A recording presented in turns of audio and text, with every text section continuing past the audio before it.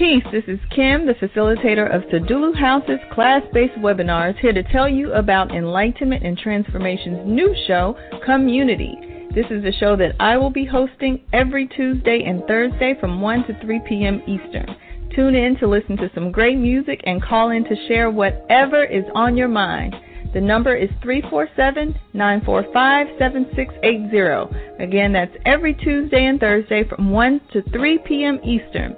Follow me on Twitter, Instagram, and Snapchat at The Serious Bitch. That's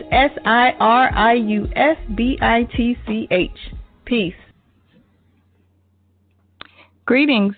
Peace, everyone, and welcome to another segment of Community Radio. I'm your host, Kim, and I just want to say thank you for tuning in again. Today is Thursday, and we are back with another great topic and some good conversation.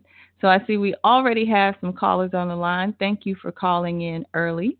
Again, those of you listening from the internet or on the phone, if you would like to make a comment or bring up a topic, just press the number 1. And the number to call is 347-945-7680. And before we get started, of course, I just want to go over some of our new announcements. And I would like to invite everyone that's listening to join the movement.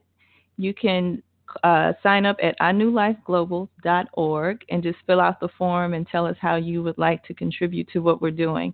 We have a forum for women and for men.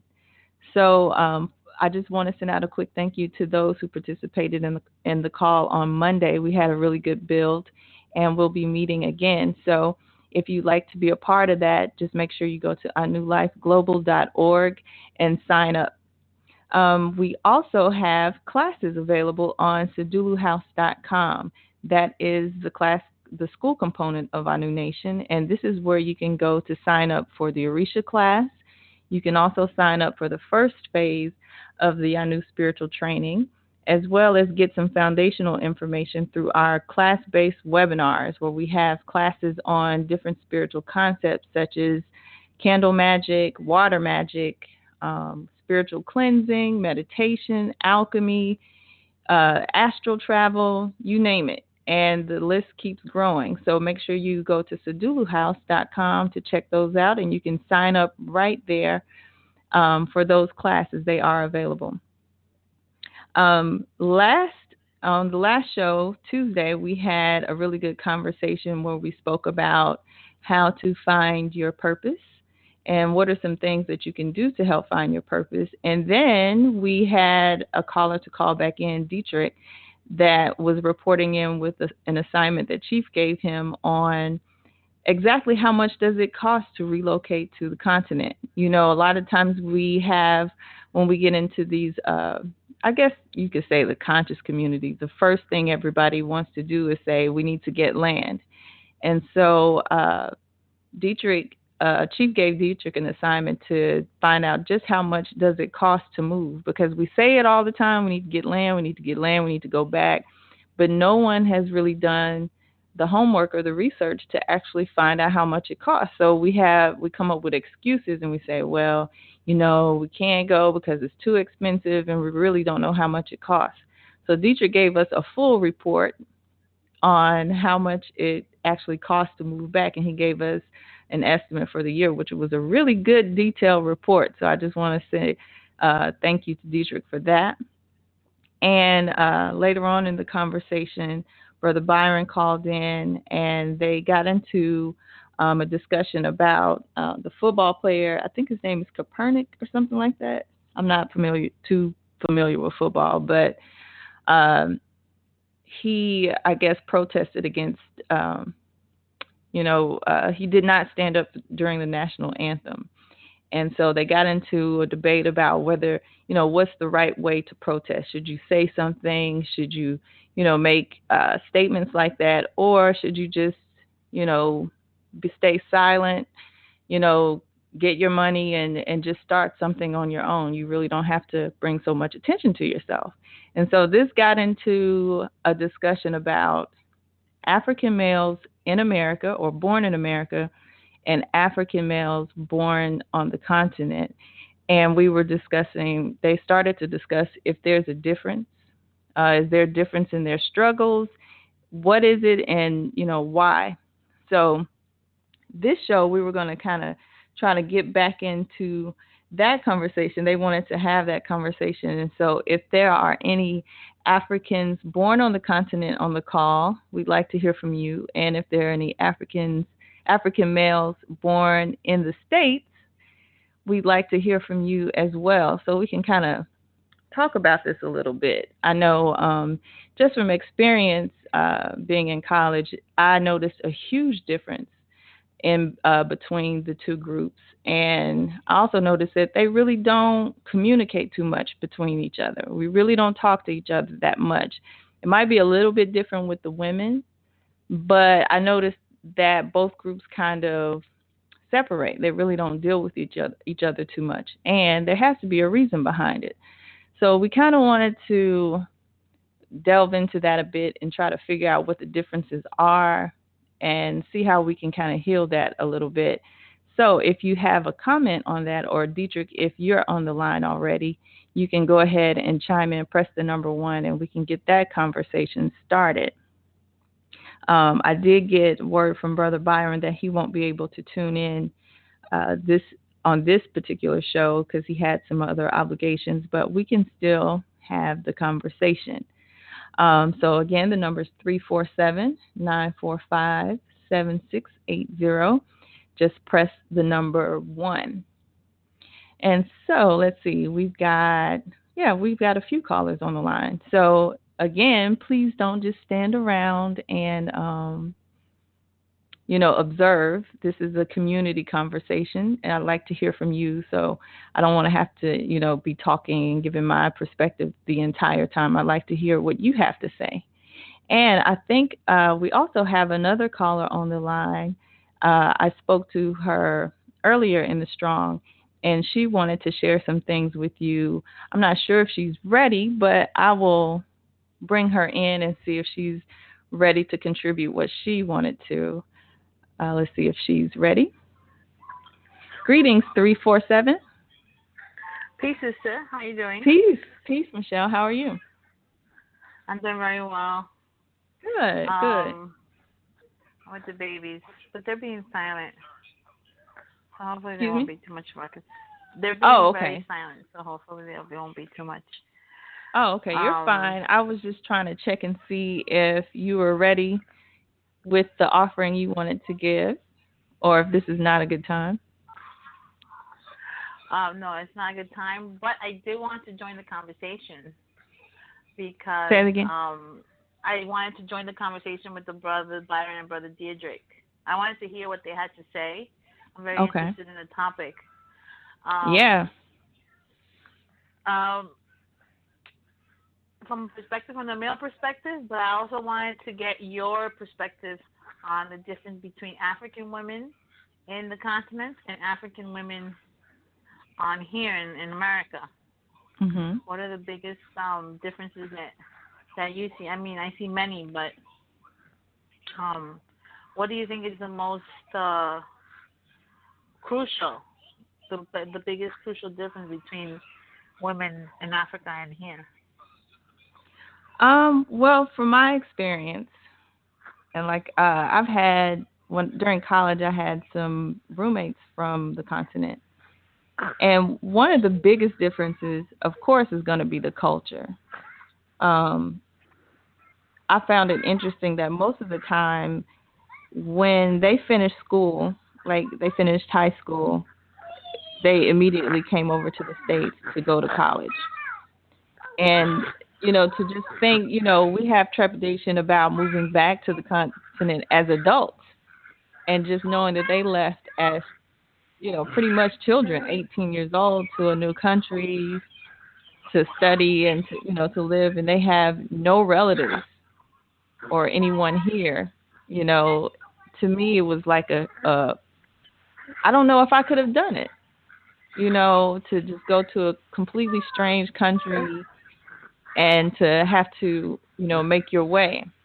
So immediately that alone was interesting to me because they have to, you know, be prepared for that. And and still stay focused and go to school and work, and so their focus is completely different.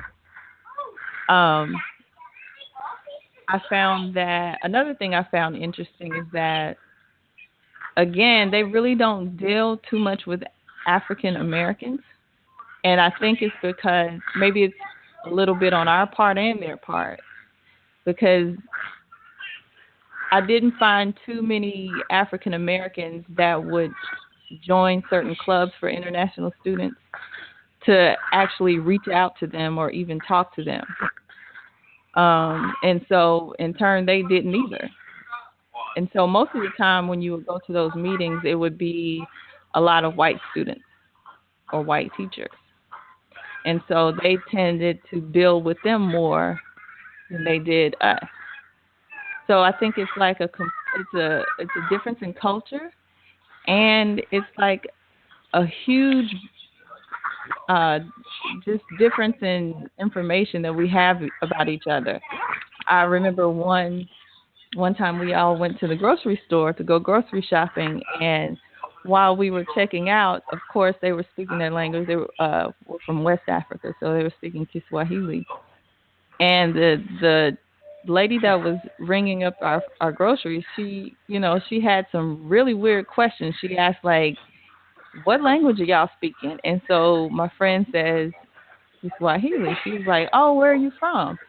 And she said Nairobi. And the girl was like, "Well, where is that?" And she said Kenya. And of course, she didn't know where Kenya was, so she's like, "Where's that?" She's like, "Oh, it's in Africa." She's like, "Oh, Africa. What do y'all eat? Do you wash your hair?" She asked some really crazy questions. But on one end, I thought I was just thinking, how rude. But at a deeper level, it was like she really didn't know. She didn't even know where Kenya was. So you had to mention the entire continent. A lot of times people think that Africa is like a country. So that to me revealed like we really don't even know much about Africa or the countries on the continent, and don't really know how to even engage in the conversation to get to know someone from from different countries in Africa.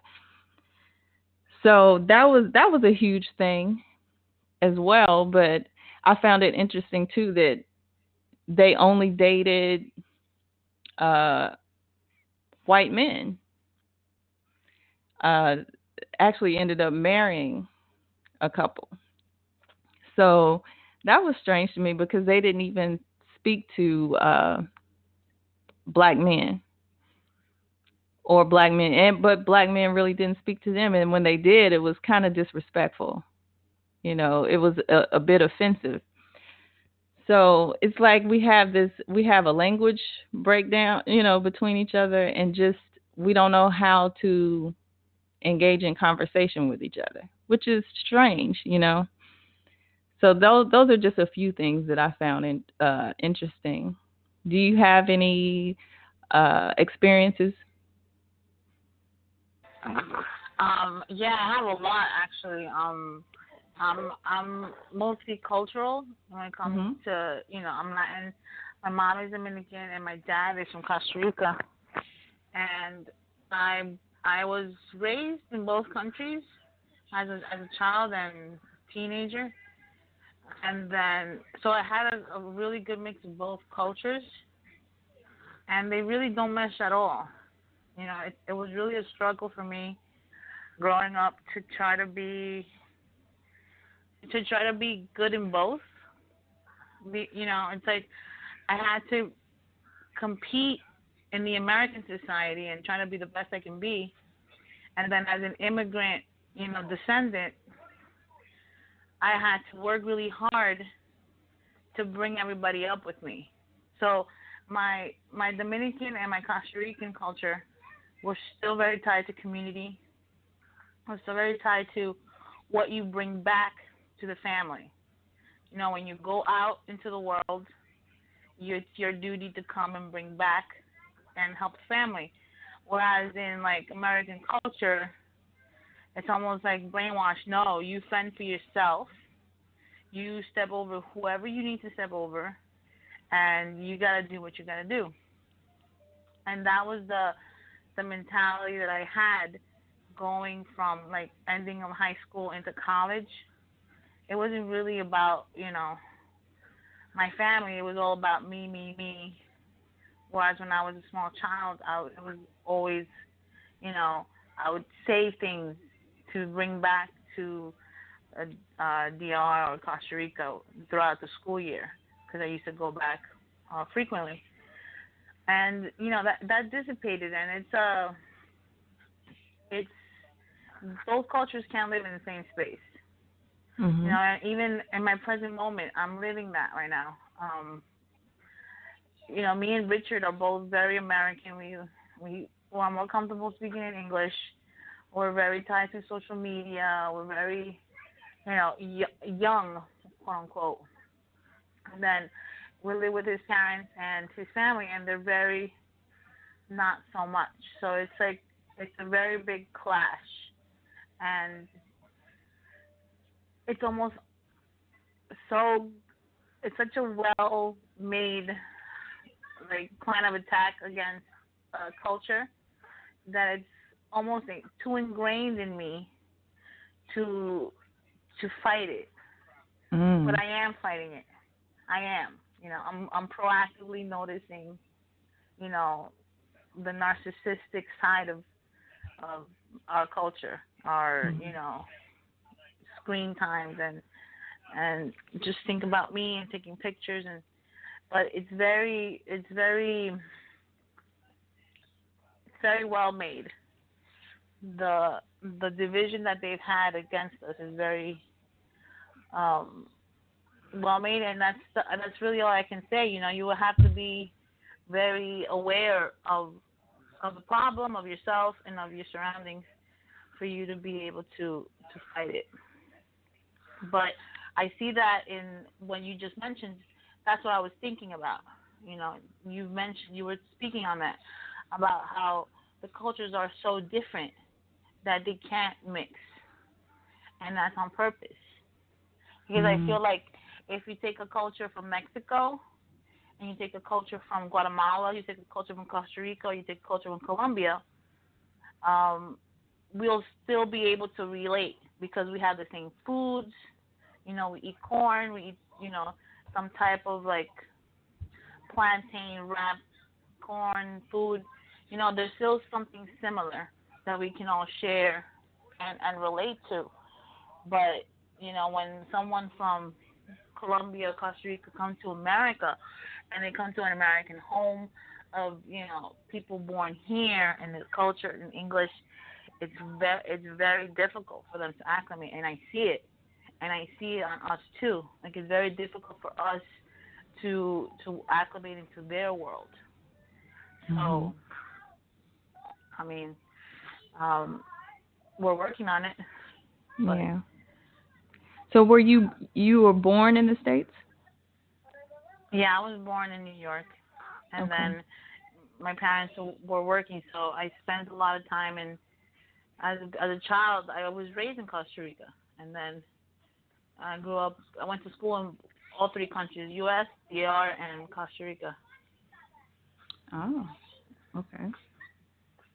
So what are some ways that you're trying to fight to get back to your own culture, your family's culture? I'm trying to see how I can incorporate it seamlessly into this cult into our. It's like almost like a hybrid culture.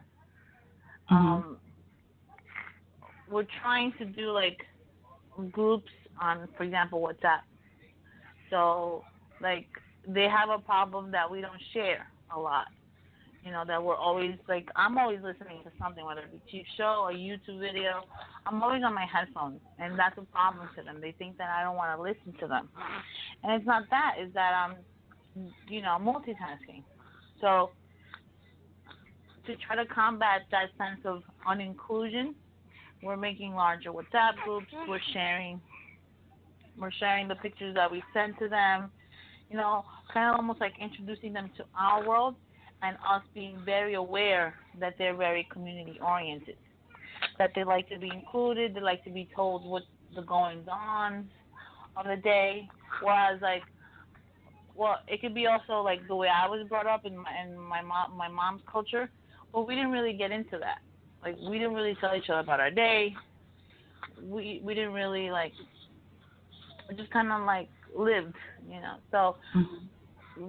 we're taking everybody into consideration, everybody's needs, and including them in the whole community. And you know, saying that I'm gonna stop away screen time or anything, like for example with the babies and us, it's a little unrealistic to say, um, because I mean I don't know what, Mm-hmm. I can't really say it's a bad habit, but I can't say it is a good one. It's you know. Okay. Mhm. We have a couple of other callers with their hands up. I'm going to bring them in and let them join the Okay. conversation. We'll start with 615. Greetings, you're on Community Radio. Greetings, sister. Greetings. How's everybody doing? Well, great. How are you? Well, I am. I Who can't was it? speak for Michelle. Let me not do that. Greetings, I'm Sister okay. Yeah. Michelle. Greetings, brother. Greetings. Yeah, I have been doing a little, studying on the topic because I think, I was listening to Dr. Clark, Dr. John Henry Clark. He was saying that, we are over a billion people strong, African. I mean, just African wise. When you look at the Caribbean population, the Brazilian population, the diasporatic population, and the indigenous population, we really don't have an excuse to not unite and overcome a minority of people who are in, I won't say inferior, but not as culturally, physically, spiritually, and mentally flexible as us. And Dr. Clark said, Jamaicans didn't come from Africa, Canadians didn't come from Africa, um, Americans didn't come from Africa. They was, we was all the same people. The only thing that differentiated us was where they dropped the boat off. And from there, what differentiated us is how we fought who captured us and how we reflected qualities of the people who captured us. So he talked about how everyone had revolts. It's just the Caribbean revolt was successful because of the territory where they was at, and the amount of people they had to deal with. But it wasn't about so much as who was the bravest. It's who had the territorial advantage to actually win and accomplish their goal of liberation. So when I was doing the homework, and I can only speak from my perspective because I wasn't born on the island and I wasn't born in Africa, but I can speak to how a lot of black boys in the South are being raised due to because of my peers and myself as well. I think black men in America are raised in a system of perpetual cognitive dissonance because the first thing we learn about ourselves are we were slaves, but we were born into a free nation. You can do what you want, but you can't do too much because you're black, you know. And a lot of the parents, a lot of us come from single parent homes, unfortunately. So 90% of us, I call it the mistake crew, because a lot of us were mistakes. Like I know I was, you know, technically not supposed to be here. Mother a lesbian, got pregnant when she was 16. No one playing for it. So a lot of black men in America don't know their place in the world because they wasn't planned for, and they try to fight to figure out who it is they really are. Am I my mama's child? Am I my daddy's child? Am I gonna be my own man? Am I gonna tolerate? Am I gonna deal with black women? Or am I gonna go my own way? Like, who am I for real? Whereas the brothers from the Caribbean islands and the African islands, you know who you are. You come from this tribe. You come from this clan. This is what we do. This is our value. Whereas, as Americans, in the South especially, you do what you can to keep from being a trouble or a burden to your family. and you go out and you take care of yourself. Don't worry about nobody else. Just take care of yourself. And I think that, every man for himself, because, your grandparents really can't tend to you because they came out that Jim Crow era. 9 times out of 10, they couldn't have their own business to establish because, like, in the South, that was hard to do. It wasn't a situation where we started businesses and we just teach a part of the family business like a lot of people did up north and even on the continent. So we didn't have that sense of pride distilled in us. You function from what you can do. And that leads you to a bit of an identity crisis when you hear that, wait a minute, we did more than just, pick cotton. Our ancestors did what?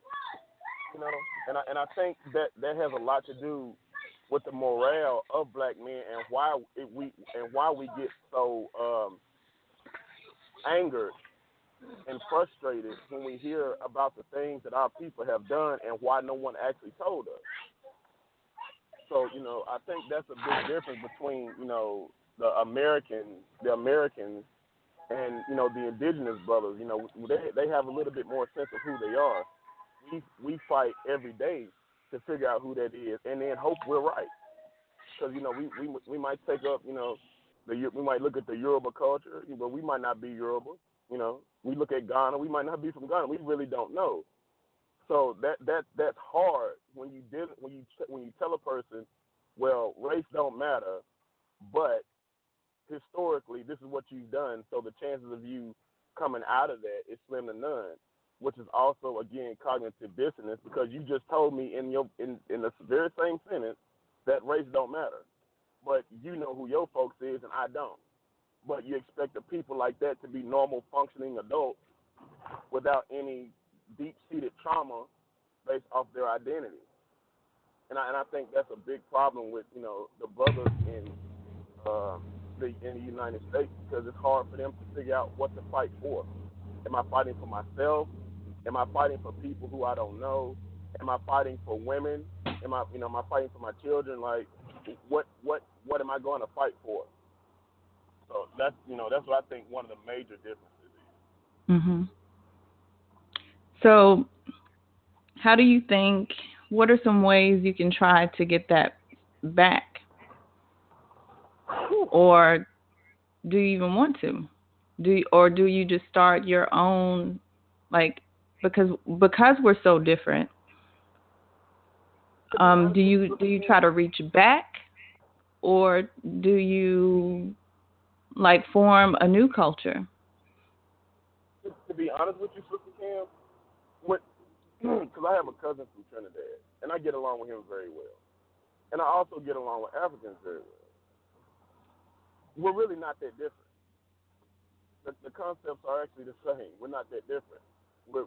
We were born to have a high regard for women in the family. We're born and we're told to have a sense of self-reliance. Don't go to nobody relying on them. Don't you black, especially if you highly carbonated, you got to work 10 times harder than your lighter skinned counterpart. Don't go out and embarrass yourself. Make something out yourself. So the guiding theories are the same. Actually, the difference becomes in the cultural support of said individual. And we're gonna have to come to a point to be like, okay, look, we're gonna have to forgive people first. You're gonna have to before we call ourselves creating anything, we have to come to terms with the fact that, hey, look, somebody down the line messed up, and I think you have said that on the show, right? Somewhere down the line we messed up, and we have to start apologizing to ourselves, apologizing to your indigenous brothers if you are indigenous, because a lot of us come from actually here. Apologize to those people who didn't help you in your time of need, and deal with that first. All right, so we forgiven our slaves, our African tribes who let them take us and then come over here to get us. We apologize. We accept the apology of the Native Americans who helped them do it. We accept the apology for the slaves who didn't fight back, and we honor those who did, and then we start functioning from the paradigm of purpose. What are you good at? What are you naturally good at? What are you naturally attracted to? And like Chief said, since we don't know where we come from, we just gonna take it all back and see which one fit the best, and start treating each other, with the air of respect that we want to be treated with, and stop marginalizing people and picking with people so much. I think that's the first thing that black people got to stop. That's insulting or roasting each other. Like, that really has to stop, because we devalue each other when we do that. Like, people, Okay. I think, people, yeah, go ahead. I have a question about something you said, but I'm going to bring in 813. 813 on Community Radio. Peace. Greetings. Brother Anwar, how y'all doing? Great. How are you? Brother. All right. Go ahead and ask your question, because what I got in the back of my mind is about avatars and how we play different avatars in our society. But go ahead and ask your question. Let's see where it goes from there. Oh, okay. Me or Kim? Yeah, I had a question for Dietrich. Something that you said was that we kind of have the same, I guess, upbringing. I think you said. You were saying that we're both kind of taught to be self-reliant, work, 10 times as hard and everything. But you said something like the whole self-reliant thing. I think that's a difference, because Africans don't have that sense of trying to be independent, excuse me.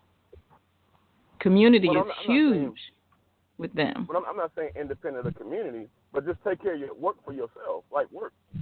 Oh, okay. Don't think that you're finna live off of nobody. Just work. Go work. Like, 'cause I know people say, because I tell people all the time, people say, oh, if you got some Mexicans up here, we'll have this job done in 3 days. I'm like, first of all, you need to stop saying that, because no one can outwork a black man. I know Jamaicans who don't sleep. I know Africans who got 3 and 4 jobs.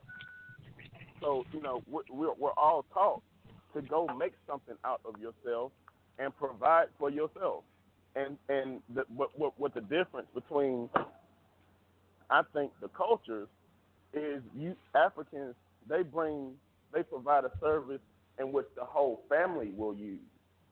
Whereas black Americans, we trying to figure out to see who can have the most. And that's where the separation comes in at. Because, the Africans want a doctor in the family to really work on the family and the family back home. Whereas black Americans want a doctor in the family just so they can look across the street and be like, what's your son doing? My son is a doctor. It's the keeping up with the Joneses. White ice is colder. I can't relate to you Negroes type stuff that black Americans do too much. To me, that's the difference. The purpose of doing what you're doing. Because I talked to my professor. He was Nigerian. And I asked him, I said, I'm not going to say his name, but Professor, what's the biggest difference between Africans and African Americans? He said the biggest difference between Africans and African Americans is Africans go to school to do something. Americans go to school to be something. Americans are more caught up with the prestige than the actual function of their occupation, whereas the Africans are concerned about what it is they physically do every day and what they're doing for the community. And I never forgot that. I never forgot that. That's interesting, because one thing that I found that maybe Africans don't really speak to as much, that go to school here or that live here, is that even when they come from the continent, they're already very well educated, and they come here and they excel in school. But you have a lot of Africans with PhDs who drive taxis. You know what I mean? So it's like they have this idea that America is this, open land of opportunity where you can do and be anything. And they come over with that idea, and they, go to school and they get these degrees and they do all this stuff to try to live up to that American dream. And they look at us like, you're not even trying. You're not excelling in school. Y'all get to go to school, high school and stuff for free. You don't take advantage of it.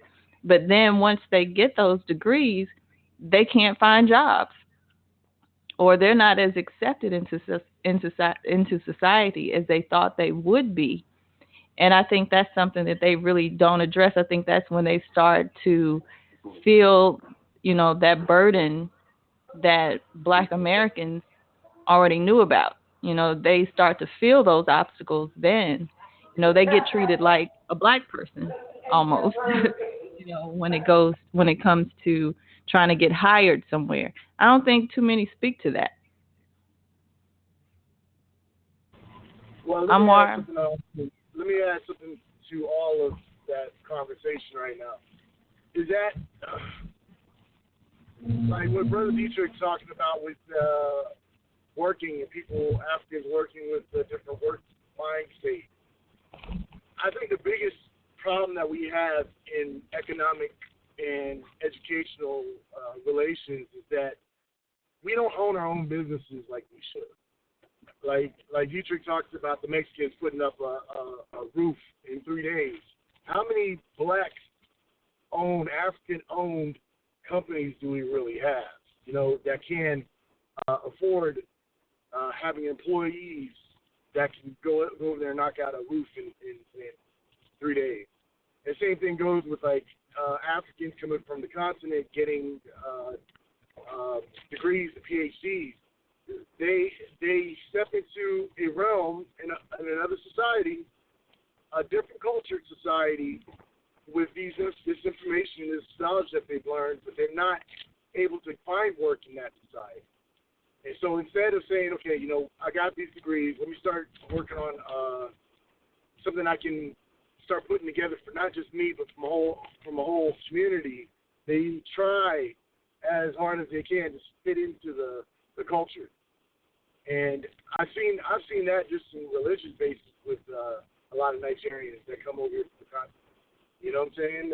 They're diehard Christians. And then we look at the thing, and we look at Nigeria, and then we look at Africa, and we're starting to realize that there's multiple different avatars that's happening here in Nigeria. Or not even that, just the whole continent itself. Is that you have a Muslim, you have a Christian, you have Western intellectual PhDs with bachelors, you have village-trained people that have grown up in the village. You have multiple different avatars happening, and we're not fitting into our natural indigenous community because of that. So, I think it's a constant fight. It's like, what are we going to fall into? Are we going to continue to live and breathe from a culture that's not ours and it's not helping us? Or are we going to go back to our own culture and start developing our society the way it needs to? That's kind of my thing. I'm from Suriname, South America, and I was raised there. I was born there. Came here when I was 2. I've been back and forth all throughout my life, and I have a lot of cultural experience from my culture, from that, and my family. So what I've learned from my side of the family is that we've always had a clear intent on what we're going to do. If we're going to build a business, we're going to build a business. We're going to run the business. That's the reason why I'm like that myself. Now, my sisters and my father, they fell into westernized medicine, and they stuck with that, and they did that, and they brought back the rewards from doing that. But my father has built a lot of things, a lot of community things dealing with Suriname, so a lot of homes and places where people can go for health care and so forth, so on, and community involvement. My sisters since we're all on the same age, we're still at the building point from that. So the whole concept of knowing what you're going to do, what kind of avatar you're going to play in whatever society that we're playing in, because we're playing avatars like from social media to even to the people that we are physically, and how we portray ourselves physically.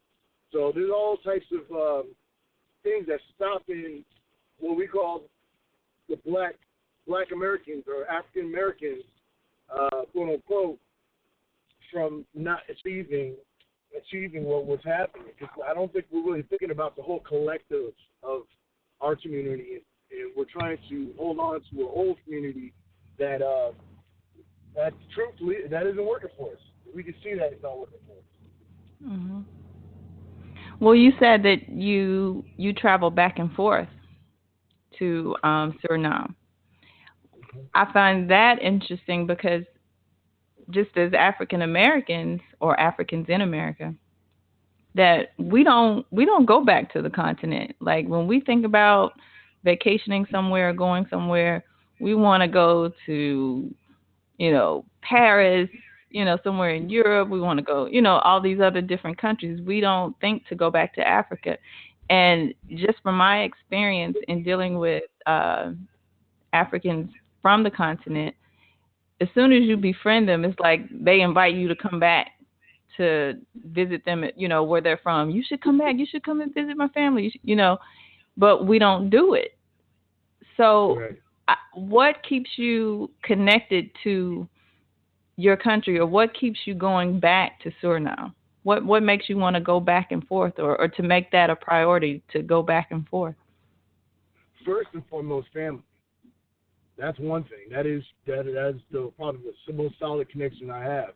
Now, back and forth from my country, I like to do a lot of trading. I do import trading too from my country. I bring merchandise either there or back, and that's one of now that's my economic side. That's just one of the things I do economically over there.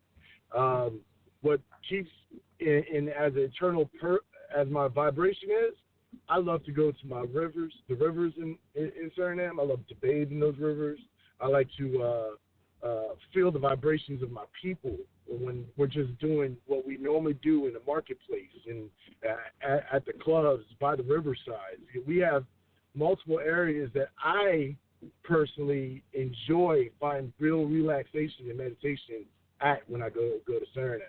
So, but another thing of that is that I feel a certain sense of responsibility because of my culture and where I know I've been from, where I came from, where my roots were where the seed was planted and where I sprouted from the foods that I was eating. So all these things are elements for me, for my culture, and what I've learned into, and that was we're not like how would you say. We're not New York. Our biggest city probably looks like a small city in Arkansas, believe it or not. but we don't have like big tall skyscrapers and stuff like that. There's only a certain amount of miles inside of the capital where we have buildings and stuff. After that, all you have is bushland or binnenland as we call it. So there's a experience for me that can see that we have this active economy, an active society here, and I can see how outside cultures and businesses come and destroy my country from the stuff that they do, where we could be more balanced living inside of our community. So hopefully that answers your question, Kim. Mm-hmm. Another thing that you said, when you're talking about being connected to the country, was through food. I think Michelle mentioned that too. That was a huge thing. And I noticed that Africans born in America, aren't really tied to the food of, African foods too much. Even when you ask, if you just ask a regular typical Black person, they don't know what African people. They can't name one African dish, and that's one thing that's part of the culture that kind of ties us to the culture. There are many things that make up culture, but food is a huge one. And so even like the example I use when my friends and I went to the grocery store, the first thing the girl asked, she was like, "Well, what do y'all eat?" And I thought, I was like, oh my, but she asked it in a way, because first she said, "Do y'all eat food?" And I just thought, oh my gosh, like, is she serious? But she really was, which was sad. But I remember earlier on another show, I shared an article that spoke about just as far as health goes, African Americans who took on an African diet versus Africans who took on an American diet, and they observed their health like over a month or so, and they found that health issues that African Americans had went away once they started eating African food, and the Africans started to develop health issues after eating American food. So I think that food is a huge part of the culture that can kind of help tie us back um, to different cultures, and it can also, of course, help our health our health state as well. So, do you Right. find that cooking traditional dishes and eating some of the food that your family eats, from Suriname, that helps a lot? Yes, yes, that's off like rip. Now in Tampa. I'm able to. There's certain Chinese stores where I can find the vegetation that we eat normally around here, vegetables that we eat. They call it different names, of course, but Hmm. I know how they look, so I could tell. Like whenever I buy them, like this is something that my body can recognize because it's some of the stuff I grew up on. You know what I'm saying? So Mm. just that notion of, and once again, I'm taking a little side note. Say if you haven't taken the herbs class on Sadulu House, go take it because Sister Kim drops some major information about connectivity into the herbs that we take. But that's my drop real quick. Haha. But Okay. going into going into like just the foods that we eat, we really didn't get introduced to a heavy rice diet until like a lot of the trade happened, the diaspora happened. We were eating a lot of crisp vegetables. We were eating a lot of roots. We were eating a lot of herbs and fruits. Now we also like my in Suriname, for me, there's fish. There's a lot of fish in the Sarantongo, which is an offshoot in the Amazon. So we got Amazonian water going right through our country. It's offshoot, and Hmm. uh, we also do a lot of fishing there. So our fishing, the fish culture, that culture is very deep inside of Paramaribo, which is the capital city, all the way across the country. So just eating certain prepared foods, the way they were prepared and how they're being prepared, gives, I guess, my genetics, my being that more information. So whenever I'm like, I'll be real. Let's be real.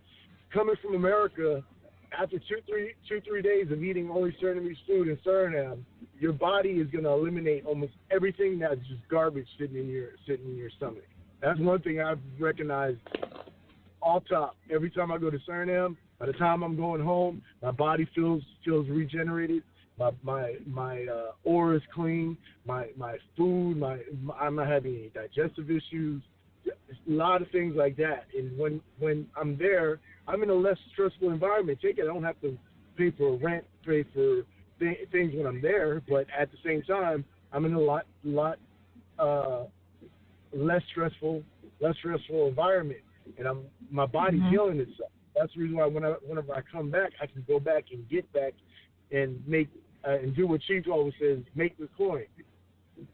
You know Hmm. what I'm saying? And that's Yeah. where all this happens. Is that Chief has the best idea I've ever heard, and it's so basic, it's ridiculous.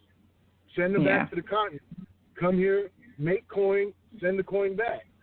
Right. It's simple and plain. If we really want to get out of this crap that we keep on calling "quote unquote" life here in America, that's the only way we're gonna do it. Yeah. So I'm gonna bring in another caller. I think this is a Skype call.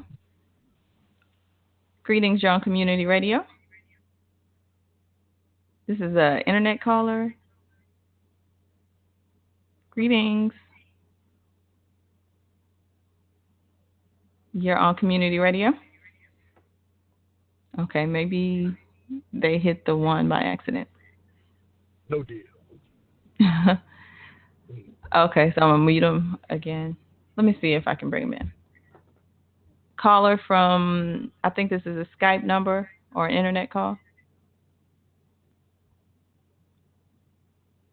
Okay, maybe they don't want to talk. Okay. Yeah, I just want to agree with something you said about Chief Solution. I think it's like you said, it's very simple and it's the best thing I've heard so far, you know. But I think it's interesting what you were saying about the food. You know, when we get into consciousness, the first thing we want to do is just become vegan. And I think that for some that may work, but for some it doesn't. I've tried the all vegan diet or vegetarian diet, and it's cool, but I found that sometimes I'm missing some things, you know, and it required me going back and doing some family research as well as kind of tapping into some information from my ancestors and things to try to figure out, where are we from? Where am I from? And what spices and what combinations of food work for me?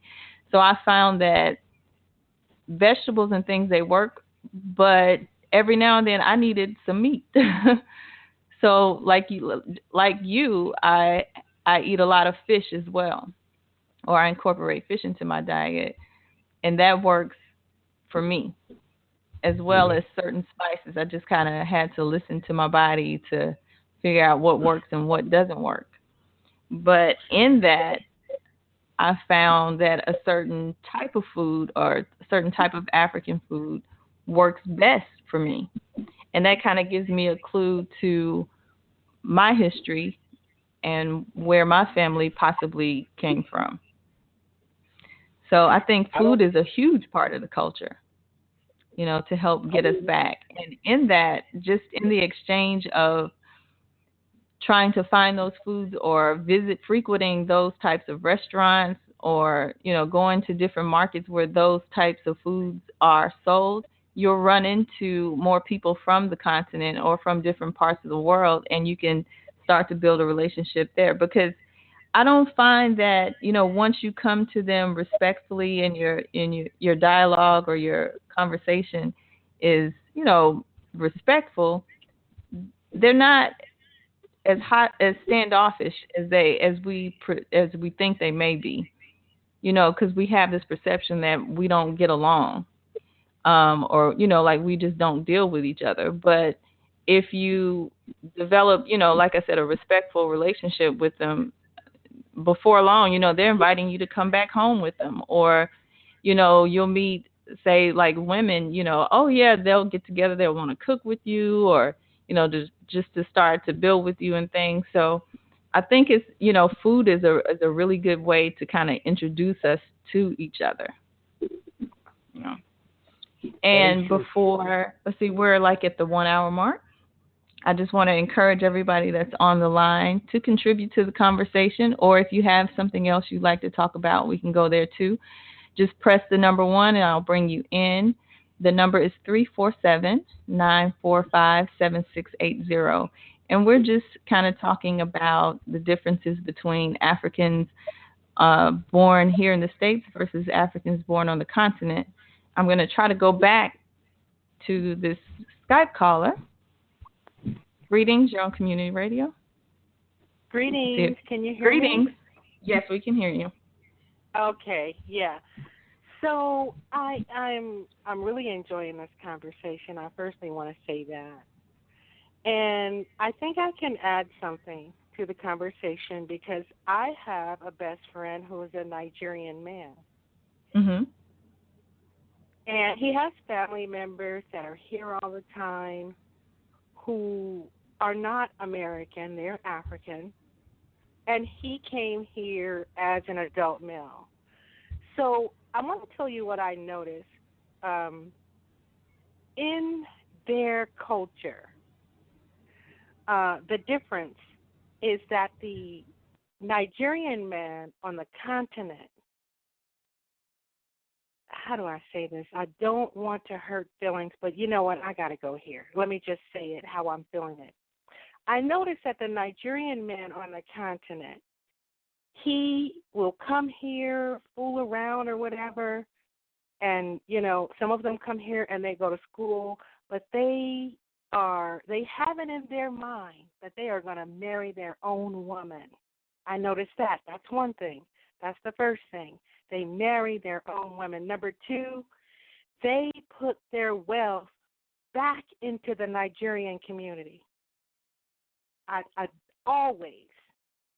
Number three, they don't struggle with prostate cancer. Now, studies here will say that the black man in America has prostate cancer because his brother on the continent has it, and that's where he got it from. And I remember saying that and showing that to some of them, and they were like dumbfounded, like, we don't struggle with that.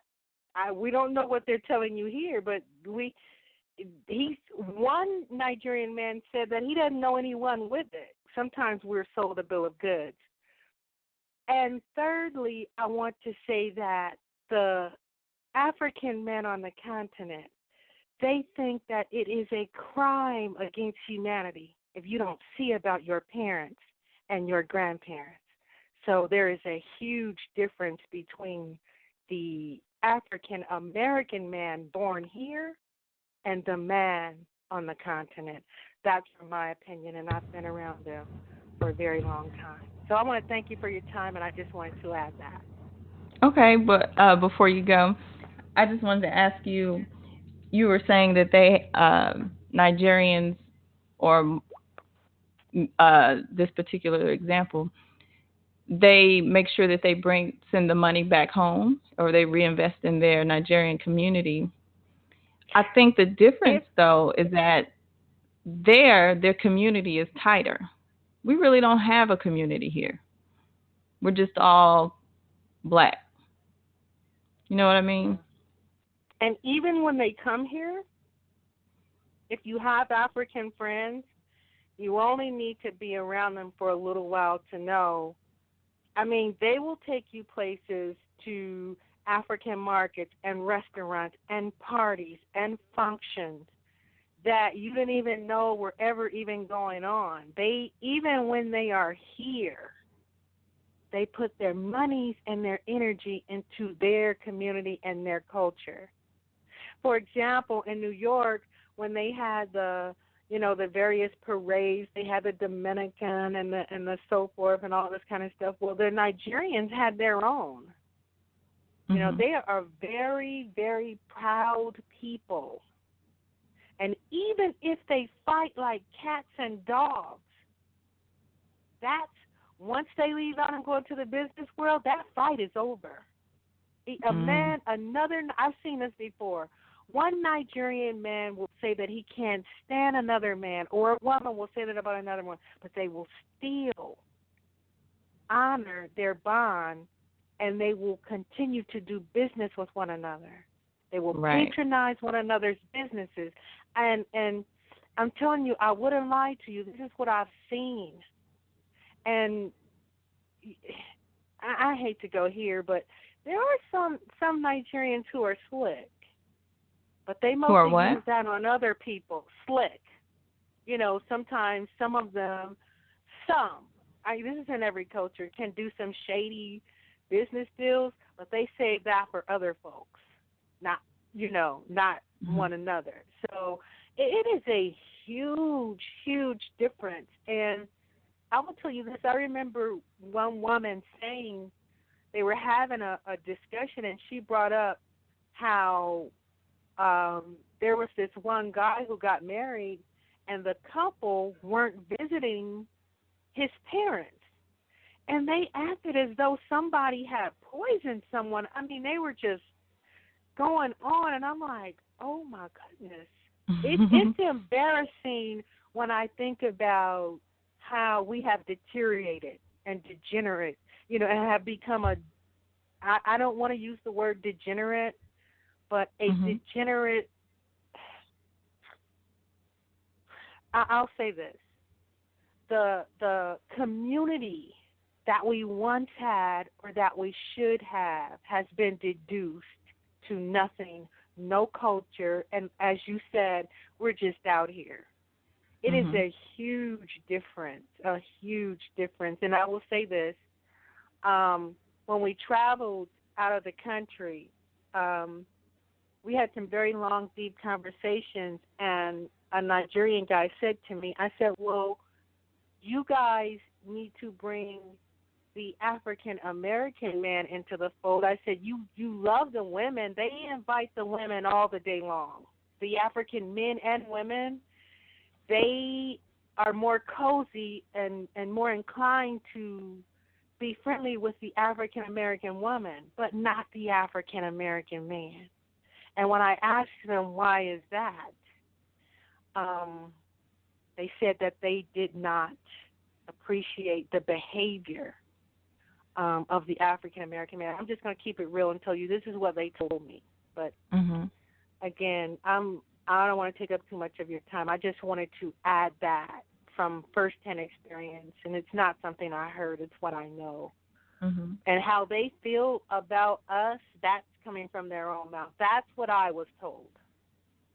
So you will find that there are more African-American women who marry Nigerian or African continent-born men.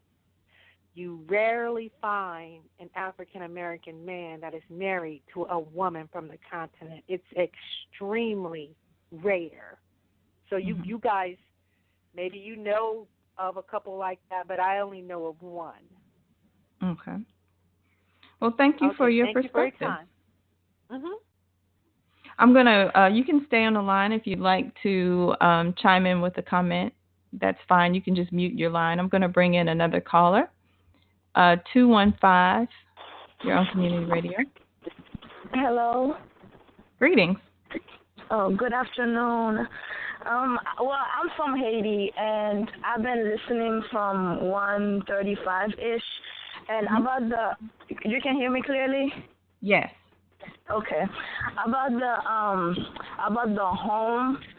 Well, my family, my family go back and forth from Haiti to here, but for the African American, they don't have some place to go back to. So it's like that's where they were born. So I feel like they're gonna stay here, but they can make effort to go to Africa, somewhere in Africa. But again, it's like they're scared, just like the Haitian are scared to go to Africa.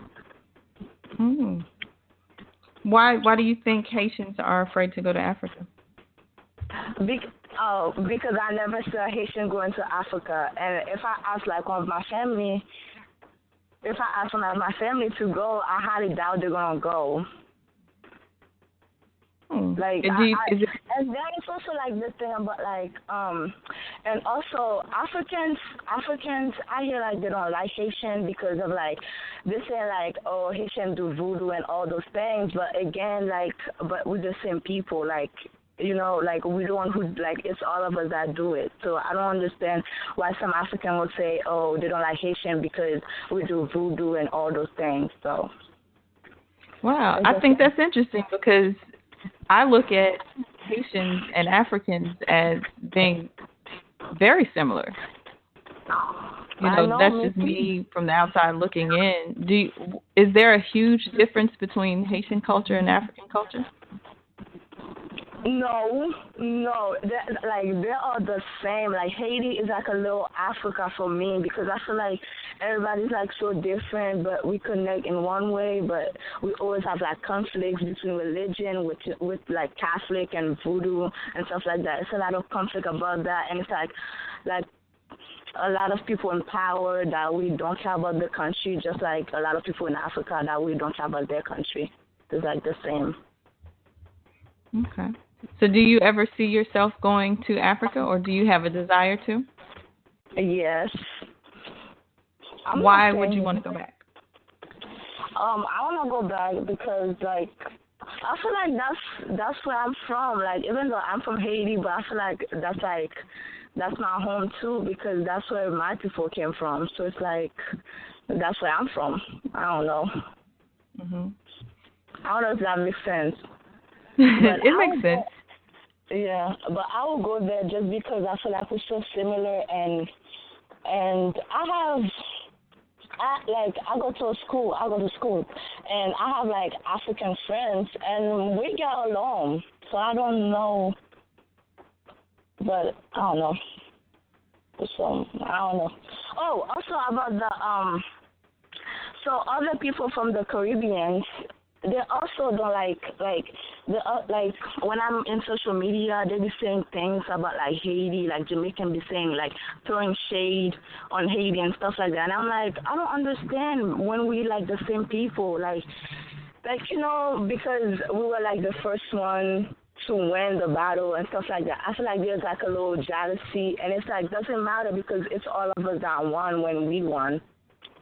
Mhm. Mhm. Yeah, but that's what I see.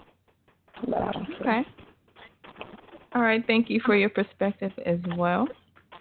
I want to remind everyone that if you'd like to make a comment, just press the number 1. The number to call is 347-945-7680.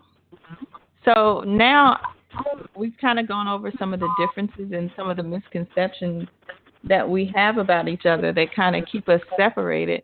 What do you all think are some solutions? What can we start to do now to kind of bring us together? I think black people are gonna have to get in. I think black Americans are gonna have to get comfortable with the concept that a lot of stuff that we do is actually African. Like Brother Armour was speaking about the diet and how he feels when he eats his indigenous food. Black people eat more African food than we realize, like okra, neck bone, cabbage, oxtail, okra.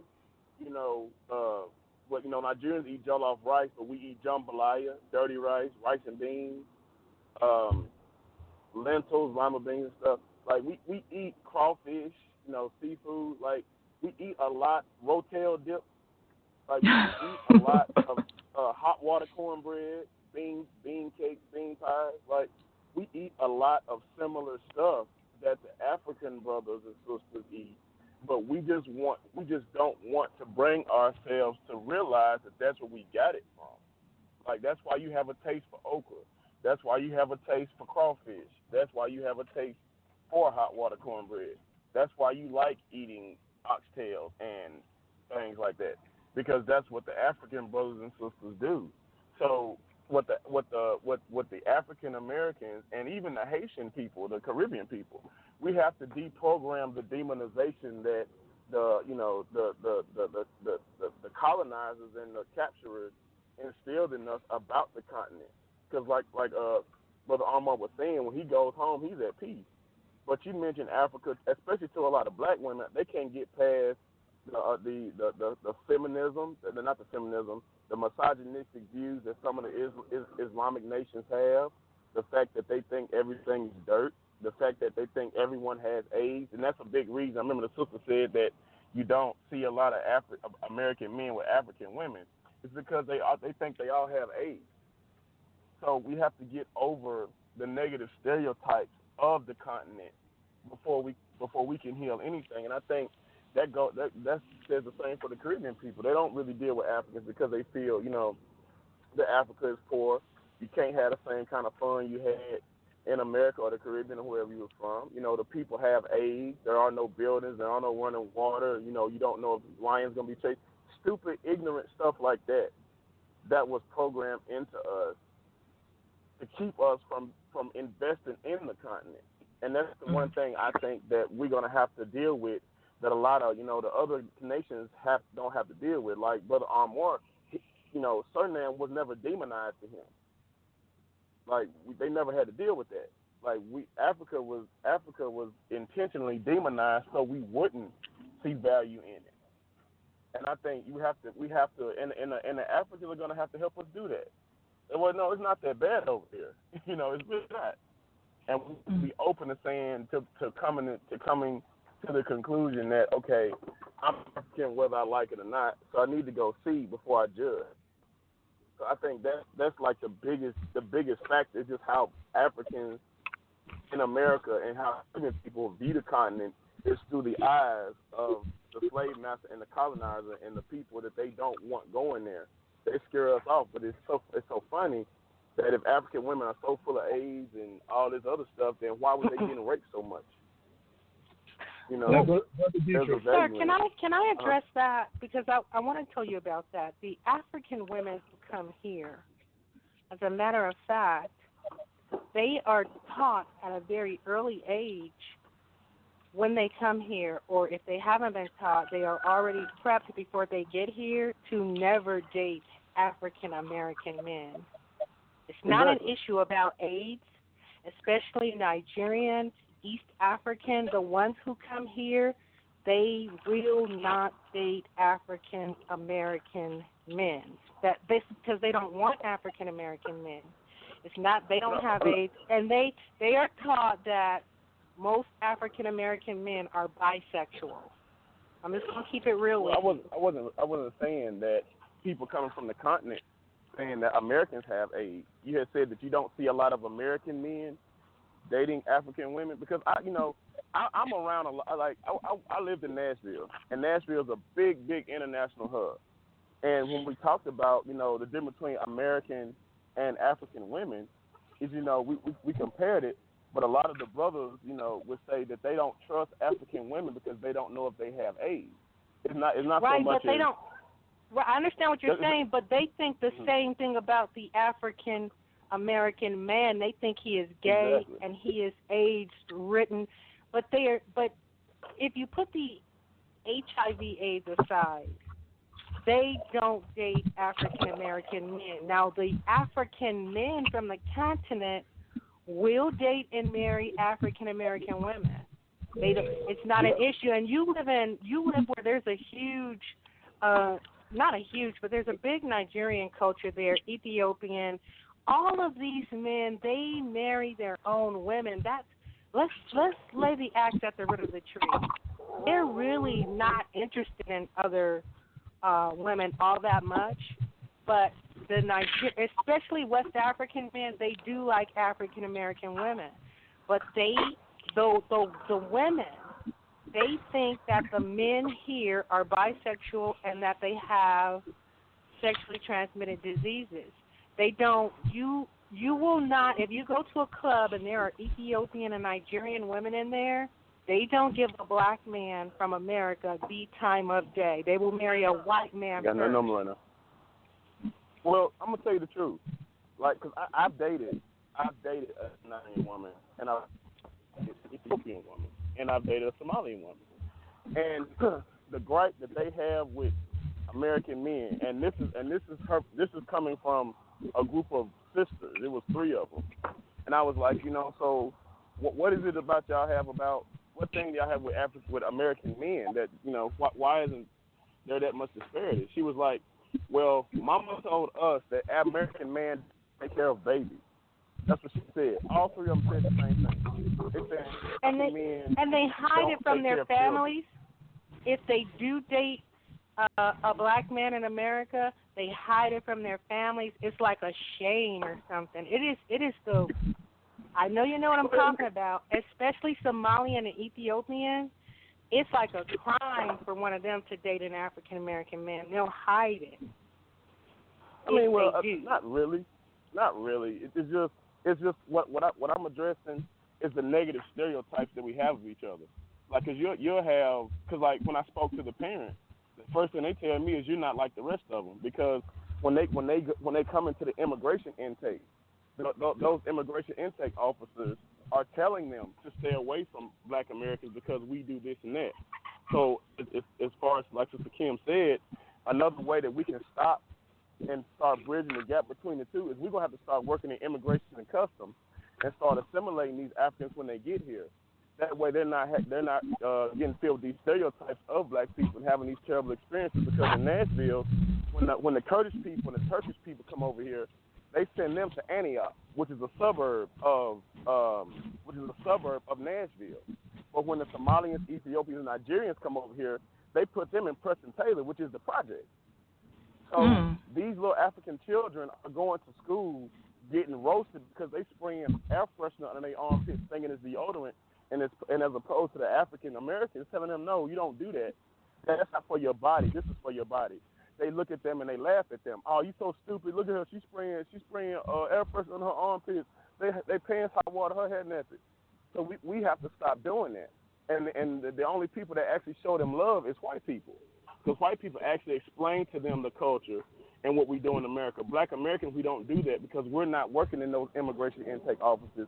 We're not helping them assimilate to this culture because we have this thing where we think they don't like us, and 90% of them don't know who we are outside of what they see on TV, like Lil Wayne, Nicki Minaj, Right. and, Tyler Perry stuff. So you got African men coming over here thinking all American women are easy because of BET. And you have African women coming up here thinking all black men or all American men are dogs because of Tyler Perry. So it's these negative stereotypes we have about each other.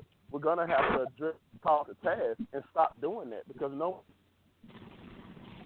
Right. come from gender So- like African people do. So what are And some that's real coming from people who ways work there. that we can start to do that? What are some, immigration aside from trying to date each other, what are some real ways that we can start interacting with each other so that we can debunk some of those myths? Because I've heard that too, Dietrich, that when they come over, during the whole, I guess, immigration process or, getting the visas and things, that they do tell them to stay away from us. Mm-hmm. I've heard that too. So We're going to go ahead. Sorry.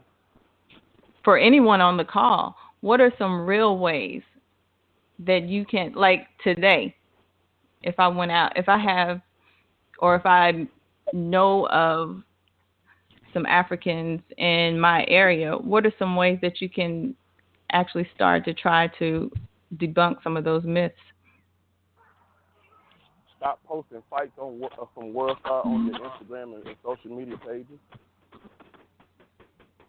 Because that's just like Mike. No, for real, because Mike Zuckerberg is in Nigeria right now. Because 90%. We can't hear you that good, DJ. Okay, I'm sorry. Hello. All right, how about now? Okay. Yeah, we have to start being more socially conscious of what we support over here, and we can start unfriending people and deleting posts that show black people doing embarrassing stuff. Because a lot of the Nigerians, indigenous Nigerians, the only window of American culture they have is through social media, and the biggest outlet for African American entertainment is World Star. So if they over here on your page, you got fights, when calling black women thoughts and putting dog faces on human bodies and comparing them to gorillas and stuff, and laughing at their hair. They think that's how they're going to be perceived when they get over here.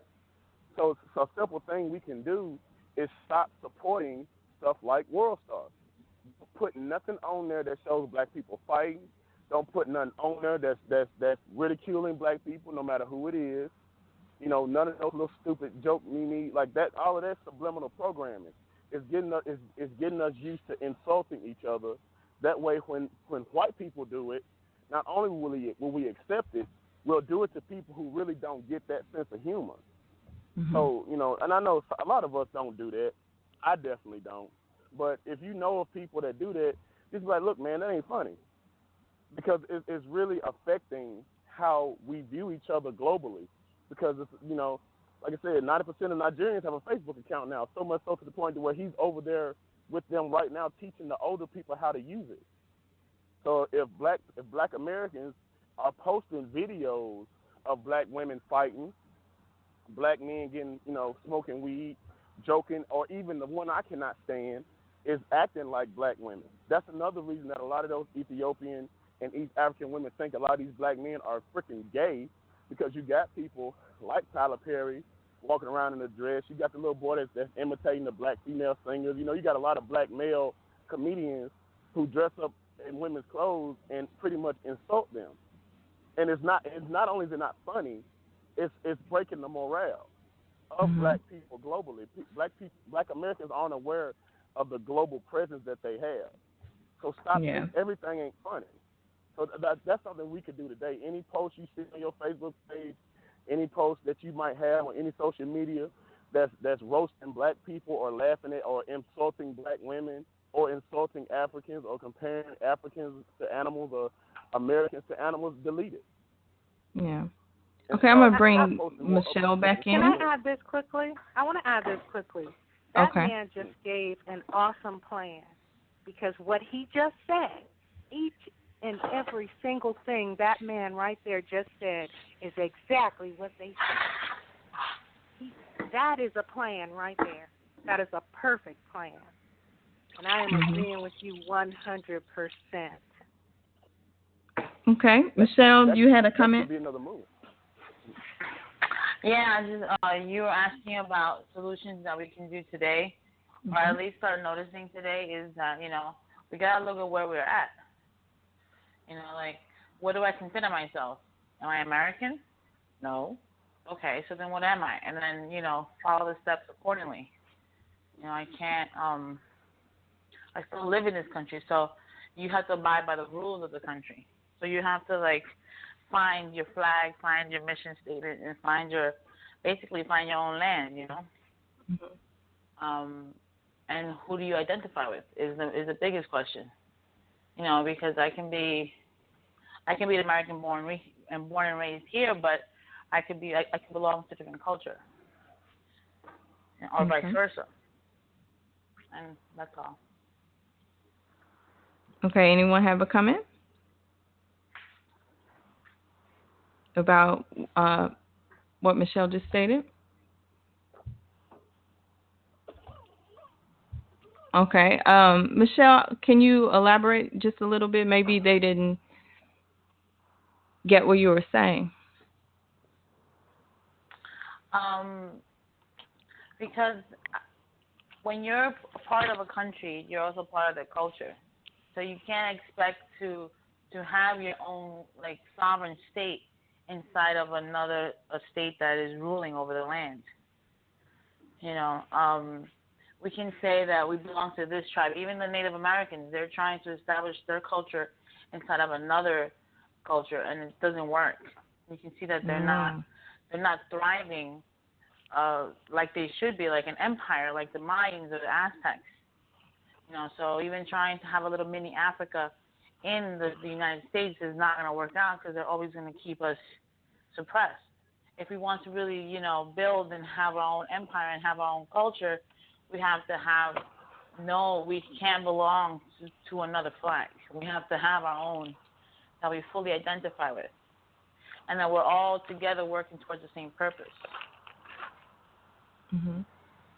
I think that's a good point, and Chief has mentioned this several times, is that you have to establish your culture or plant your own flag, and maybe necessarily you don't have to start with that being on your own land, but you have to start to build with your own family and say this is what we do or this is what we don't do, and by doing that you'll find yourself kind of aligning with other families that may have a similar ideology or a similar way of living. And like I said, we were talking about food earlier. Just even frequenting, say, a particular type of African restaurant or something, you'll start to meet people from that community, and you can start the conversation there. I think there's some really small things we can do just to open up the just to have the dialogue, just to start to talk or to try to befriend each other. If you know someone, start to talk to them. Start having, dinner parties or something at your house. Invite them over for dinner, or, they may invite you over for dinner, and you can kind of start to build from there, just to kind of break down, these different, to break these stereotypes. Another thing that I found interesting is that, with other cultures, if you they have their own grocery stores, meaning that they have someone in their country that they've built a relationship with, that they can export food from that country over here, to start their own grocery store, or to, so that their people can still be connected to that food. even in my area, which is like really, really small, we have like a couple of African markets that I try to make sure that, I patronize every, when I can. And it's just, it's a small store, so they don't have too many things. But imagine if, like, the community, there's a larger community of Black people who start to buy, I don't know, just, you know spices or just meat from that particular market. That market can grow, or you can tell them, what you need. There should be, we should have markets where we can get our own food. Asians, you can go to the Asian grocery store and get Asian food. Italians have their own, food that they import into that they export into this country. It's, why is it that we can't even bring our own food into the country? And it's because, we really don't even want to deal with them. The couple of markets that I do know about, like I said, they're tiny, so they don't have very much. But I remember the last time I went into the market, there was an African American family that came in, and they were just curious to see what they had. Like, they didn't have a clue what anything in the store was. Like, as far as meat and things like that goes, they were asking me, and I was telling them, talk to the owner. And see, establish a relationship with them and talk to them about different recipes and things. And, you know, we just got to kind of just stop being afraid to talk to each other. Is everyone still there? Can I be heard? Yeah, that's a very good point. Yeah, so it's like food is like one really simple way. We all need to eat, you know. Just a quick announcement. We have about 30 minutes left in the show. The number is 347-945-7680.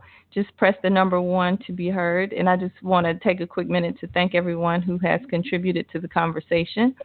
And we'll continue. So, what do you think are some other ways that we can start to? Dietrich mentioned social media is one way. What's another?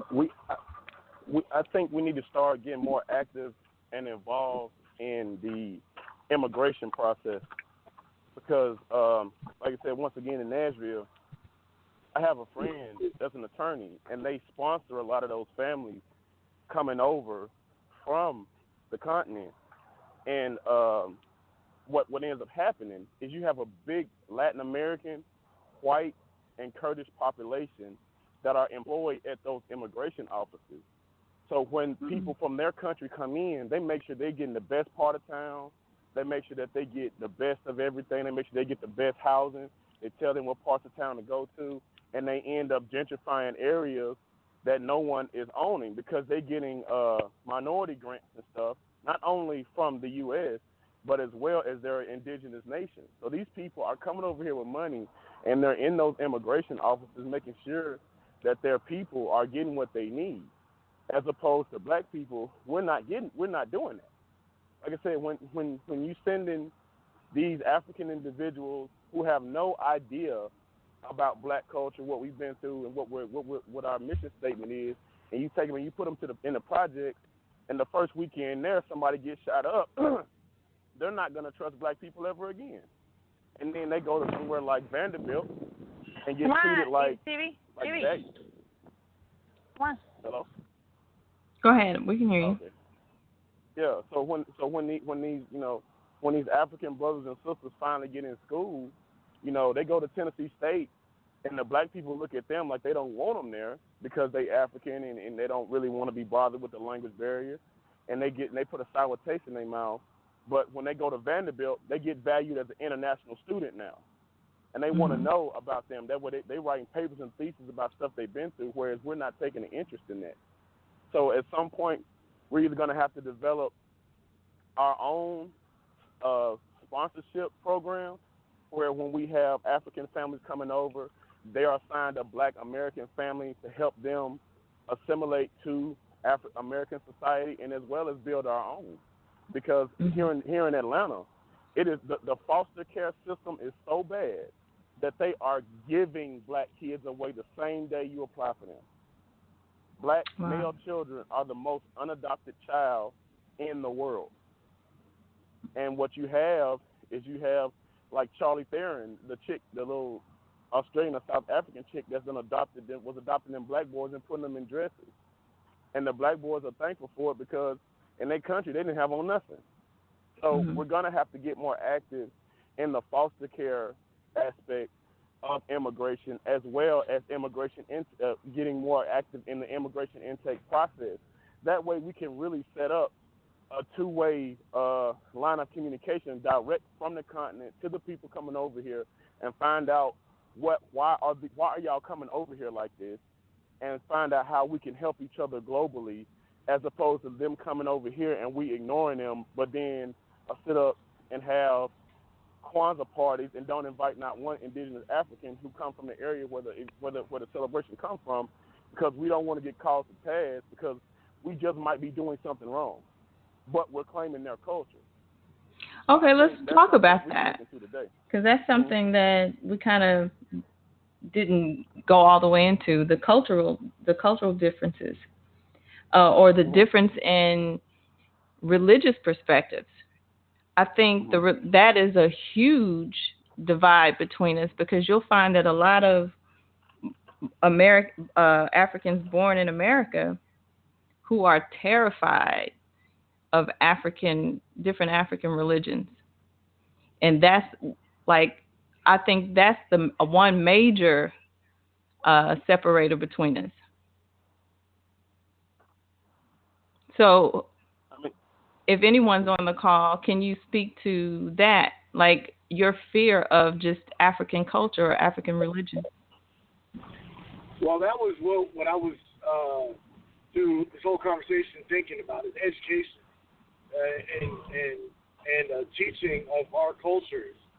See, that's one thing. Like back in the 90s, early 80s through the 90s, where we had these great teachers teaching us about Africa, about Kemet, and even on my studies is useful compared to a lot of the people that have been around in this in our community. That education about not just Africa or Kemet or South America, or education of all cultures, is going to open up the mindset to people to start respecting culture. The problem is that we keep on coming at it with the Western point of mind, where we start thinking about, like the words Dietrich was saying about assimilation, assimilating certain groups coming in here. That's really not the case. Yeah, we have to put the puzzle together, but at the same time, we got to put a real stamp on the people's flag. And like, okay, this person's coming here with this culture, and this person's coming here with this culture. We're working to better live in a better area. So we should be able to open our minds up to other people's cultures, especially since that's what America, quote unquote, is supposed to be built on, the melting pot. So I think the main thing that we need to all kind of get out of is ignorance when it comes down to culture. I think we have to all recognize as people, and that's white, black, everybody needs to recognize that we all have things that we're bringing to the table. We all have DNA and heritage that we're bringing to the table, and the only way we can really combine to get past certain situations that are defeating us is if we put these cultures on the table and give a certain respect to this. And the respect that is seen through the culture. You know what I'm saying? When I say that is that if this is a warring culture, we got to respect the fact that this culture is a warring culture. Then we also have to, if this is a peaceful culture or this is a healing culture, we have to respect the attributes that culture has inside of the whole, once again, the whole organism that we're trying to build. Well, what if you have like most Africans here born in America are Christian, even if they say they're not. They subscribe to Christian culture. A lot of Africans that come over are Christian or Muslim, and both sides are kind of disconnected from African culture. But immediately when we see someone African, we just ought, like the caller from Haiti said, we just, oh, they're into that voodoo stuff. And I think that's a big deterrent, between us both. So we have a fear of African culture, and Africans do too. But I think that speaks a lot to the consciousness or how we respond to our environment. Like the call that you and that Dietrich and Brother Byron had on Tuesday about, solutions to, should we protest or should we just, kind of just, make the money and then we'll start our own groups. Like we had two different perspectives, and I think it speaks to, I guess our religious beliefs or our just the way we interpret our worldview. You know what I mean? I think that religion plays a huge part in how we treat each other and how we view each other. I agree. That's an echo, but I agree completely. The thing is, when it comes down to, for me, when it comes down to these religions, Islam, Judaism, Christianity, I recognize them for what they are first. I recognize that they really have no part in indigenous mind state, and they're trapped. But for the other individuals, wait, somebody's got some background noise. I don't know who it is. Okay, go ahead, Amor. Well, let's put, for example, the black African American, so-called African American. Okay, born here, raised here, don't know nothing but the church and the pulpit. So they're growing up in the atmosphere where this religion has dictated their morals, dictated their lifestyle, dictated what is to be what living life is. And that culture is supported by a westernized culture that supports capitalism, consumerism, and so forth, so on. We could go down a list of this stuff of what westernized religion has. Now we have this African American that's following Christianity and westernized thinking, and we have an African from Africa that has a cultural background of his tribe and his village and his community. Okay, so when we're looking at that being in relation to the other, we have a major concept of difficulty. And what happens is that the American black man reacts like westernized thinking and westernized thought. So until that African American or American black man is recognizes its roots and where it came from, it won't be able to relate to the African. So the biggest thing what I've gone back into is education on the whole situation. Is that we as people still have to do basic historic conversations with people. We still have to have basic historic conversations with people about just not only just what's going to happening in Tennessee or Atlanta or in Florida, but what's happening in Africa, what's happening in Sudan, what's happening in Zimbabwe, what's happening in India, what's happening going across the world. We can understand that what we're kicking right here is still one thing, that they gave us garbage and we're kicking out more garbage. And we're not understanding that there's more to this than just the garbage that we're kicking out.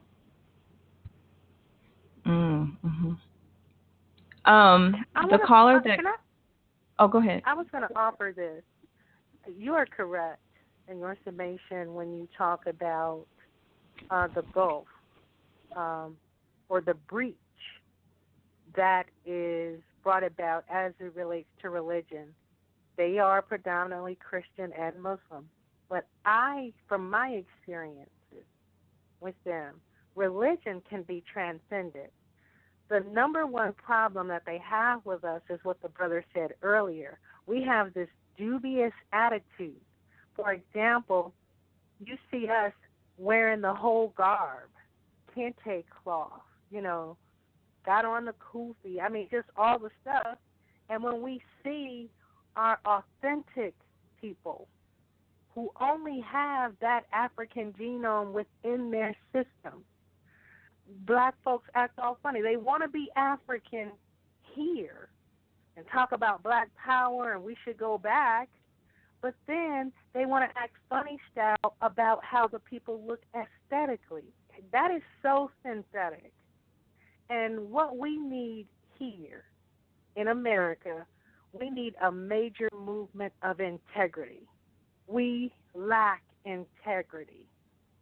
Like the brother said, I know if we take 10 things and try to do them all, I think that will be difficult. But the starting place is integrity. And I'm telling you, it's as though he was talking to them, because what he said exactly is just what they say. When they see us on Facebook and World Star, the men talking about the women, how they don't like them, how they don't like weave, the women talking about the men, and the baby mama drama, and showing people in their worst light, they see that and frown upon it horribly, how we treat one another. And let's be honest, if you came here, I'm not around people who, most of the Nigerians and East Africans that I know, they have some money, they have some station. So they're not placed in the projects. They buy homes or whatever, and they have huge, very strong cultures. And the number one thing that rolls off their tongue, and they have trepidations about saying it, but when you know them, they will say it. They think that we lack integrity with one another. They can't understand it. How we can get on social media and behave so badly. That is what they talk about all the time, and that's why I brought it up to you. They think it's a crime when you go against parents. When you talk about somebody's dad like a dog, talk about someone's mom and just be so disrespectful to even young children, and some of the things that teenagers say and do on social media here, it looks extremely bad, and we have got to clean up our own house. Whatever he said, somebody needs to put that on a poster, and we need to paste it up everywhere. Everything that man said, we need to put bullet points by it. Stop supporting World Star. Unfriend people who are behaving badly, talking about how people look, talking about somebody's black. You hear this all the time. You know, he's black as a church shoe, or she's black. I don't like dark women. We are sick, and we need a movement of integrity, and we have got to clean up our own house. And if we want friends, we've got to show ourselves worthy of friends. So I just want to reiterate that. You know, Chief said something on our last Unity, Chief Speaks on the last Unity, and he spoke about how we can be, when we get inside of a community, the community is functioning in a perfect way already, and then we come in and then we're bringing all types of dirt and garbage into that community. And what he spoke about is just exactly what you're saying, is that a lot of the stuff that we are bringing from westernized thinking, and not only just social media, is garbage. So when we look at it and we try to combine that into the community, which is pure, when you see that African walking in there with all his culture just intact, or the South American or the indigenous Indian walking around with his culture intact, we look upon it like something's wrong with that, because we're dirty as I don't know. We're dirty as straight garbage. And the thing is that we're not seeing we're not seeing God. We're seeing through distorted lenses, distorted vision, dirty vision, that we're not seeing God. We're only seeing what is said that's anti-nature once again, that anti-nature of things. We're seeing we're behaving in an anti-natural way. We're not going outside and connecting to nature. We're not doing any of that stuff. We're worried about who's on whatever the hiphop.com or whatever TV show or whatever radio station is playing. We're worried about that. We're worried about a Kardashian that has nothing to do with our culture. You know what I'm saying? Stuff like that is we're thinking about the wrong things. Food, clothing, and self-shelter could be first, and then from that point it should be education and knowledge of what we have as people in the past. Chief gets deep inside of this stuff, and from my experiences, just by the ministry that Anu Nation provides, it's all based on concept of indigenous mind and African mind. So take it down. I've gone through a lot of lessons with you guys, with Anu Nation, and I came to realize that all that stuff that I had in my past should have never been there. It should have never had the time. It should have never had the opportunity to be there, because my parents and my community should have been around me saying, "Oh no, that's wrong." And that's what we need to start doing now, before anything else. Is that, look, that's wrong. Period. Men, grab your nuts. Say, look, that's no, it does not happen in the community. You know what I'm saying? Don't have that in your household. Don't promote it in your household. That's one thing I have in my home with my boys. Is like, there's certain things that you're not going to watch in my house. There's certain TV, certain things that you're going to do, and certain things that you're going to bring, not in my house. It's not going to happen. Well, as I'm listening, are we blaming mostly Africans born here in America for this problem? Because I hear a lot of things that we need to do, but I'm not hearing, from the other side, because, Chief spoke on a lot of what you said, Anwar, but he also talks about his travels going back to the continent and how backwards they are. I mean, they're, like we said earlier, Christians and Muslims and everything, and I have some African friends that, are pretty westernized, even though they were born on the continent, and, they're Christian, but when it comes down to it, they still hold on to a lot of their cultural ways, like in food and, when it comes to dealing with family and everything. But they have a lot of issues and problems as well. We're not speaking to that either. I think we're kind of just blaming ourselves for the miscommunication or the breakdown in the relationship.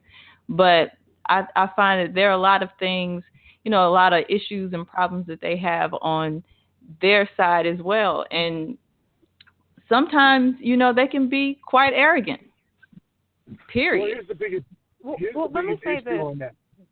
They are very clannish. Know that. Number one, they're very clannish. But also, I want us to be mindful that there is a major movement. I don't know if you all are paying attention to this. The prosperity gospel mega church preachers here all trek to West Africa, and they promote that very same prosperity gospel. T.D. Jakes, Bishop Eddie Long, they go over there. I mean, you would be hard-pressed to name me one that doesn't go over there and hold these big, huge conventions. The black church is the new missionary for West Africa. They go over there, and that is what they instill. So they see these prosperous ministries, and they believe on that, And so, but we were talking about how we can get along with them better when they come here.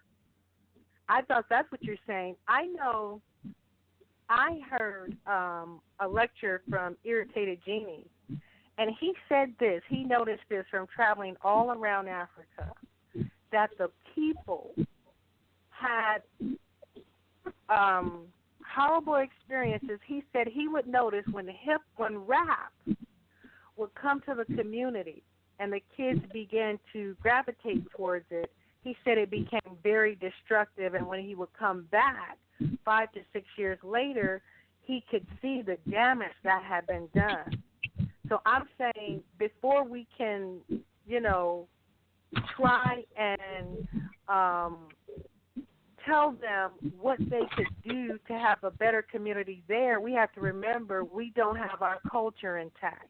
And like you said, my sister, even though they're lost in Christianity, even though they may be staunch Muslims, they still have an underlying culture, so that if they're in the Caribbean, wherever they are, when they come in contact with other non-American Africans, they have something in common. So, again, I think we need to go back to what the first brother said. We've got to clean up our own house so that we can welcome people in. And I know this. Our music, I don't listen to it anymore. It's embarrassing. And listen, I want to give you guys this. Listen to the music of West Africa, East Africa, Zimbabwe, Ethiopian. They do not do what we do with the music. They don't do it. Have you listened to any recent, like, the music that the kids are listening to? Is just as bad. And what did Irritated Genie say? When they go there, now before that, Two-Face and some of the other ones, and the one that's really popular now, they don't do it. Now, and let me say this, forget that. There is a movement, and you can find this on YouTube, where elders have come together and they have a big organization, the Igbo, and in Ghana and many parts of West Africa, they are now coming together annually because they are saying they are going to kick the American style of music, of rap, out of their country. They don't want their kids taking on any of our culture. And so they're forming groups right now where they can put things in place to rid themselves of it. Now, that's got to be pretty bad. I can't say what they should do over there. I only know what we need to do here. And if we do what we need to do, that was beautiful what that brother just now said. He doesn't allow certain things in his house, so I think it can start right there. We have got to stop supporting degenerate music and media. Stop allowing our children to watch this crap. It's not going to kill us not to see that ridiculous stuff and not to listen to it. And I want to know what you think about this. If you watch their movies, rarely where you see their small children. If you see them, it's in passing. But the children never have any roles, really, because they think that you will corrupt a child if you have a child doing so many adult things. I want to know what you all think about that. Well, I've seen quite a few African films, and some where children star in the movie. See, I think we have to be careful because we get lost in this romanticized idea of what Africa is and what really goes on over there. We sensationalize it a bit too much. The music is, and I'm not saying like our music. I'm speaking about their music and their stars and their music awards and everything. It's just as much butt shaking and all of that's going on that there is here. And even in the movies, I used to watch like a lot of Nollywood movies. You'll find that they're struggling with accepting their own culture. Every movie is like that. It's like, do they succumb to the new culture or do they stick to the old culture? And so it's not, I think we got to be careful about romanticizing what's going on over there because, like I said, Chief goes back and forth a lot. And he'll tell you when he goes there, they're just as ignorant as we are over here. And That to is to true. the point to where it's hard for he gets kind of disgusted by it. He's like, I'm more African than they are because they have Right, no that clue about right, but that some of the That history or some of their own history as well as African American history. okay, So I think but there's work to be done on both sides, but I don't want to get caught up in this romanticized idea. We got to go back. We got to go back to this, go back to this, go back to that. We got to be careful with that well, because can I they say can't this? even, they're not even going back. Well, let me say this. Firstly, they are a people that are, first of all, the Oh, I'm population sorry. over I'm there, sorry, caller. Let me bring this person in because we have a few minutes left, and I think they just put their hand up. well, I want to let you know I'm not romanticizing, and I deal with Africans every day. I didn't say they don't like our clothes. They wear more weave than us. They do shake booty and all that. But we have to admit that while they don't know the history, they don't care because they have their own culture. They don't care about Kemet. That Kemet doesn't bring money into our pockets today. Ain't nobody trying to be a pharaoh. Can you speak Medu Neter when you get interviewed for a job? No. Nobody cares about that. I am saying that culture over there, as bad as they may do, they have an all African government. So while they are struggling, they still have their culture intact, and we don't have one. Okay. Let me bring in 216. Hi, Kim. Greetings. Yes. Hi, greetings. I called in Tuesday. I don't have anything to say right now. Oh, okay. Because Africa is so wide, and really we have our, not to worry about their issues, but we have our own things that we need to work on to even, I don't know, to even try to not infuse, but it's just hard to say. It's just because everybody's talking about from personal experience. I have my own personal experience with Africans, so, and I can see what you're saying in terms of media and everything. I see the changes amongst their. Can you tell us about your experience? I mean, just growing up here, just knowing some Africans here, and I just when they become part of this culture, they just take on their ways, I mean, children are exposed to, their children that grow up, they're exposed to things, and they want to be part of this culture. If you can say it's a culture, but I don't even think you can say it's a culture being here. We're just... I would say it is. There is a such thing as American culture.